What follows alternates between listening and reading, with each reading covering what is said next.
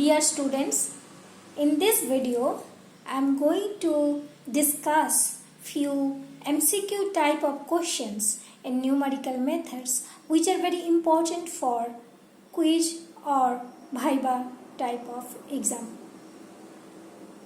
First question, the relation between ordinary difference and divided difference is, let's see. This symbol is for ordinary difference and this symbol is for divided difference. As we know, the ordinary difference is FB minus FA and the divided difference is FB minus FA divided by B minus A.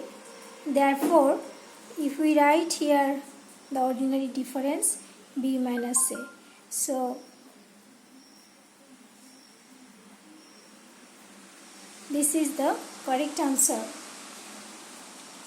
Okay, next is Lagrange's formula for interpolation is with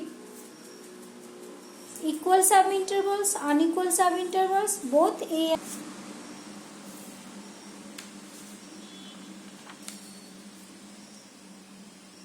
Third question, numerical integration is a technique of calculating the numerical value of a definite integral a to b fx dx when fx is known explicitly, not known explicitly, not known implicitly, none of this. Known explicitly means the function is known in this way, say fx equals to x to the power 4 minus 3x cube plus 4x minus 1. Arbitrary example I have taken. So here the polynomial is known to you. The best example to understand this one known explicitly is not known explicitly is the interpolation in numerical methods, because in the interpolation we do the construction of the polynomial from the known data, and then to find the value of any values of x, we put in that polynomial and get the values of the function fx. So in that case the function was not known explicitly. The next question is, the error E in trapezoidal Simpson's and Wedel's rule is, that means for all the cases the error, the integration is I equals to integration a to b fx dx, and we take the polynomial, so integration a to b px dx. This px is the polynomial of like Newton's forward interpolation formula. We find the quadrature, composite quadrature formula deriving from that. Though this is not included in the syllabus, the derivation of Simpson's, trapezoidals or Wedel's rule in the markout semester syllabus. So maybe you do not know.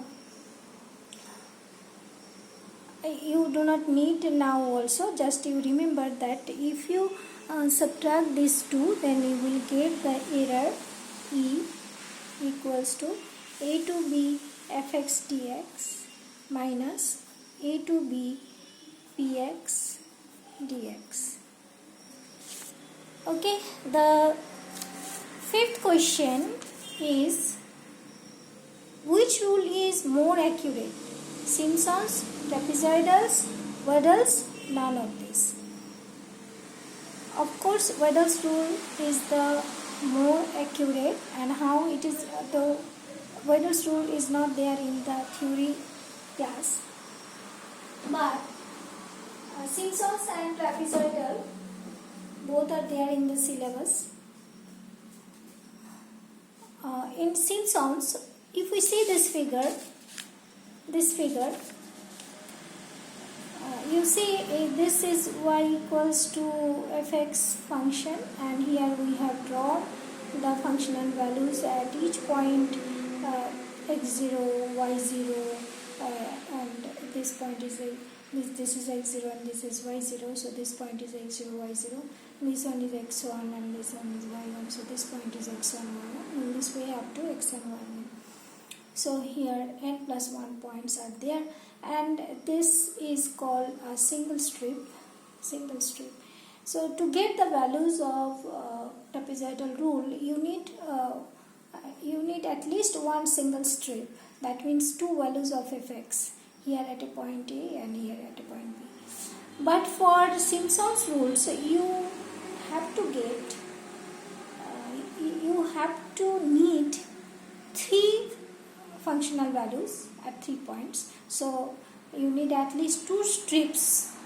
But for Wheeler's rule, you need 7 points at least, 7 values at least, and that's why you need 6 strips at least. Okay, hope you understood.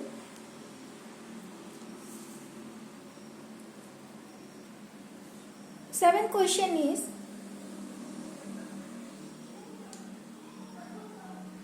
the formula which is obtained by integrating over the subintervals and then adding is called composite numerical quadrature formula, numerical quadrature formula, none of this. Of course, the composite numerical quadrature formula, I just a few minutes back I told you that we derive from the polynomial px, that is the Newton's forward interpolation polynomial, and from by integrating we derive the composite numerical quadrature formula.